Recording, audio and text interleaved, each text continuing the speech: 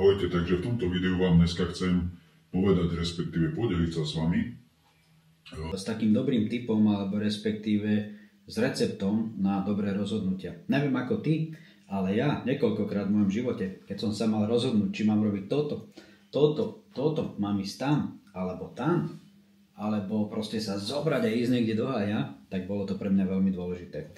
A práve preto chcem s tebou zdieľať, možno to viacerým pomôže. Napíšte mi, či aj vy máte niekedy problém sa rozhodnúť. Ak áno, tak napíšte mi nejaký tip, alebo čo robíte, alebo ako sa rozhodujete, ako sa pripravíte na to, aby ste urobili dobré rozhodnutia, alebo len sa tak rozhodneš. Ja si pamätám, že kedysi bola taká stará škola, kedy moja babka, detko, nebohy mi povedali, že vieš čo, keď sa neviem rozhodnúť, tak chytím mincu, hodím hlava, jak to bolo znak, písmo, či hlava, písmo, a keď bolo to, išiel tam, keď bolo to, išiel tam. Samozrejme, tá doba sa zmenila a dnes vďaka Žane Čipkovej, Life Couchky, a vďaka knihe, ktorá sa volá Takto sa to podarí, takže nie je to z mojej hlavy, ale vďaka tomu, že ona tu píše perfektnú vec a tá 20. kapitola, ktorú chcem s vami zdieľať, tak tu píše, že čo potrebujeme urobiť, tak potrebujeme preskúmať, aká je naša skúsenosť pri rozhodovaní. No a hlavne urobíme to tak, že musíme, alebo je dobré si urobiť a napísať si taký zoznam, respektíve sú také dva zoznamy. Ja sa budem snažiť ten zoznam tých 10 tých cieľových hodnôt a inštrumentálnych hodnôt dať tu dolu do popisu do videa, aby ste si to mohli stiahnuť v PDF-ku a prejsť si tento uvedený zoznam a zakrúžkovať 5 cieľových a 5 inštrumentálnych hodnotách hodnôt, ktoré sú podľa teba najdôležitejšie. Čiže ak v zozname nejaké chýbajú, tak jednoducho si ich tam doplňte. A potom, keď si vlastne ty zakrúžkuješ tých 5 cieľových hodnôt, ktoré sú najdôležitejšie podľa teba, potom si zakrúžkuješ 5 hodnôt inštrumentálnych, ktoré sú najdôležitejšie, zoradíš si ich od 1 do 10, tá jedna úplne najdôležitejšia, ktorá je akože top a 10 je taká už slabšia. A samozrejme, keď potrebuješ, tak si tam dopíš.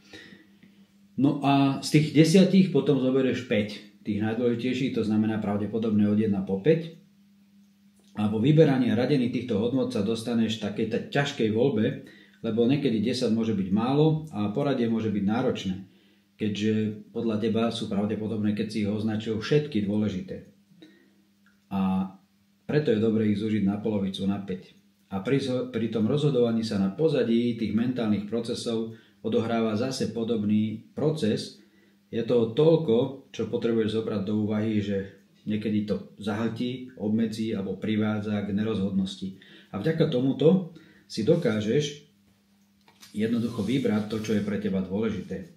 Samozrejme, ak sa nevieš rozhodnúť, tak jednoducho tie rozhodnutia sa robia, respektíve učíme sa rozhodovať správne podľa Žanet, podľa tejto knihy, takisto podľa viacerých autorov ako Robin Sharma, podľa viacerých mojich mentorov, kaučov v osobnostnom rozvoji sa učíme rozhodovať celý život. Není to proces, že proste sa to naučíš takto a že rozhodneš sa za 3 minúty, za minútu, za 5. Každý z nich sa zhoduje v tom, že je dobré si urobiť, napísať si nejaké veci. To znamená, že ja som si to tiež napísal, používam takýto tablet, iPad.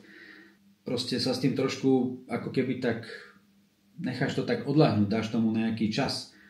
A práve vtedy, keď dáš tomu nejaký čas, tak sa stane to, že sa rozhodneš oveľa lepšie. Pretože čo najhoršie, čo môže byť, je to, že proste urobiť rozhodnutie horúcou niťou alebo šiť horúcou niťou, to ste asi počuli, možno vám to v škole, možno niekto v rodine vám to povedal.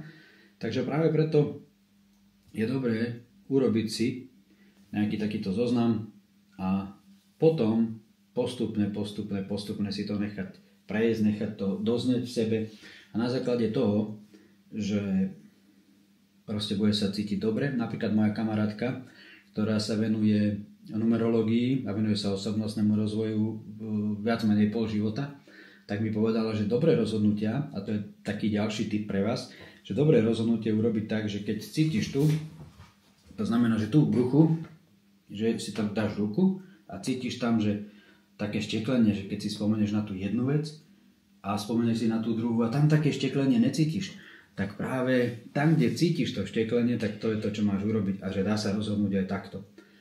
Pevne verím, že vám to dalo zmysel toto video, že vám to pomohlo. Za tým účelom som ho natočil, aj keď sa mi to veľmi nechcelo a stále mi horelo v hlave, že není som super upravený, nemám svetla, nemám to všetko pripravené, takže bolo to spontánne, pretože práve dnes som čítal toto už druhý, tretí krát v tejto knihe. Pokiaľ by ste tú knihu chceli, tak choďte na žanečiemková.sk, tam si tú knihu môžete zabezpečiť. A fakt ju odporúčam, je tam veľmi veľa dobrých tipov z vlastných skúseností a zo skúseností s klientami od Žanet, ktorú osobne poznám a ktorá mi pomohla už niekoľkokrát v živote.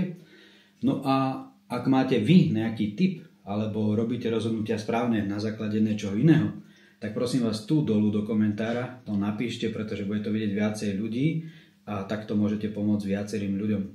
Veľmi pekne vám ďakujem. Pokiaľ ste nedali ešte odoberať tento kanál, tak kliknite na tlačítko odoberať. Pokiaľ sa vám toto video páčilo, dajte palec hore, za čo budem vďačný, a vďaka tomuto, keď urobíte takúto jednoduchú vec, tak toto video bude vidieť oveľa viacej ľudí a pomôžeme tak viacerým ľuďom. Pozdravujem vás, prajem vám krásny, úspešný deň a krásny, úspešný týždeň. Čaute.